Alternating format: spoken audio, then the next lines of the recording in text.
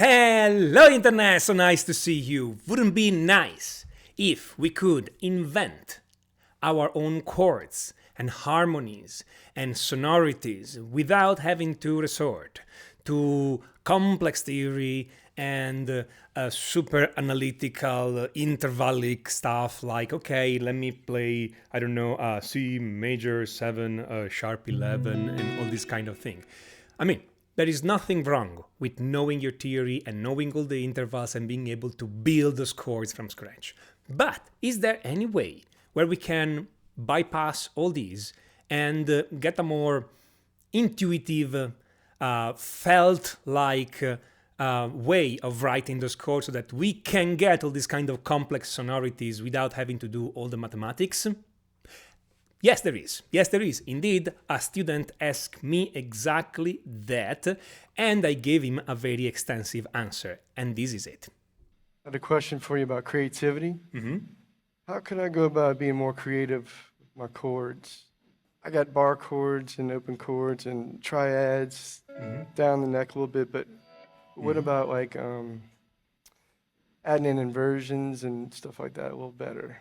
How should I go about thinking about?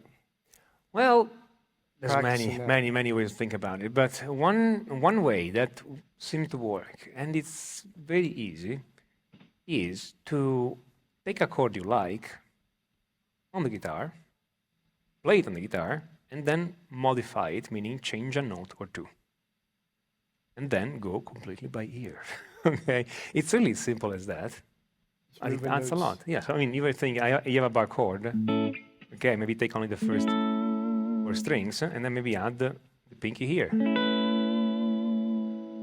Try to play some other possibilities rather than just the chord. The chord is a starting point, and then you can modify it. Even taking this one, you may want to take the first string and move it down a half step. So you have to yeah, I know. You do this. Or you can go down one more, and it's a 7th. The thing is, I mean, in theory, you can go like, that's a G sharp note, so on the 8th major 7. That's a G note, so on the 8th and A7. Sure, you can totally go this way, but you can also think, I have a decent chord progression, I don't know. Okay, and then just go and say, let's modify it. And then go like, okay. And try and stay in the same area. Yeah. It's just you are playing a slightly different shape than what you were playing before, changing 1 or 2 notes, and then just move them around and fish around for a good sound. Rather than going, let's think in theory what works, and let's think, I want that sound, it's the major 7th, where do I find it? And you have to know the major 7, that it's the major 7, that you have the sound in mind, the center. Or you just fish it out. Start moving the notes first, worry about the chord name later. Some time ago, I was arranging a song for a guitar. The song is Memory from the musical Cats, no?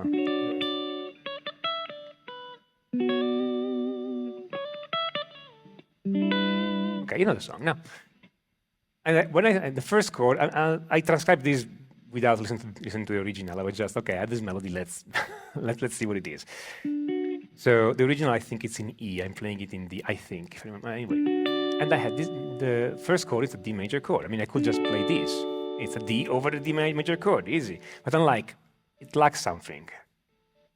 So rather than thinking in theory, I just started this, maybe this. No, this is crap. No, this is not. That's the one. Okay. Done. Okay, it was so fast, I didn't even register what I was doing. Later I'm like, oh, of course, it's a D major 7. Why didn't I think of that? Okay, but you just go and fish it out. Yeah. Okay, you just think, what is the note I want on top? What is the note I want on the bottom? Try to put them together, all this kind of thing. Okay, so it's good to think in theory. I teach music theory.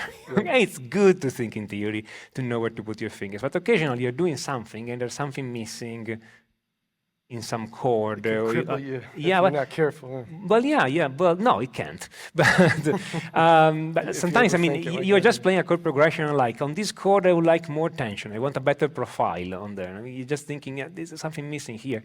Just add a note and see what happens, and then change it. It's faster to work this way especially when you start to have complex situation, multiple keys sometime, or strange chords. Don't try to name everything, just take something that is more or less there and then slightly correct it until it becomes right. Yeah. Okay? It is simple as that. Then later, sure, sit down, write down the notes, okay? Figure out what you did so you can reuse it later, not say no. But I mean, a lot of people, everybody should learn theory, but a lot of people get paralyzed by that, and then they fall into the opposite problem, which is, if I don't know it, if we never covered it in class, how much I hate that. We never covered it in class. Nobody ever taught it to me.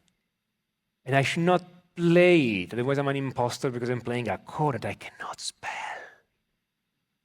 Come on, just play it, okay? It doesn't matter. Theory is there to help you, giving you more option. Yeah. But you can also create the option out of nothing just by moving the fingers around and going by trial and error. It's perfectly okay. Now, when you can merge those two approaches, you get the best, of course. But you should never feel paralyzed because you don't know what it is. It's not something we covered in class. Nobody taught it to me. All these kind of things. The interface is simple.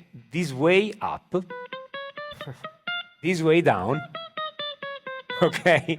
And then just fix it until you get the sound you have in your mind. Make sense? Oh, yeah. Simple as that. So your homework is take a simple chord progression, start with 2 chords, and just fool around with them, modify them, add an extra note, go out of key, take some risk. Just don't be afraid to get your hands dirty with the notes, okay, and just change them around and see what happens. Make sense? It does. Fantastic. Awesome. Thank you.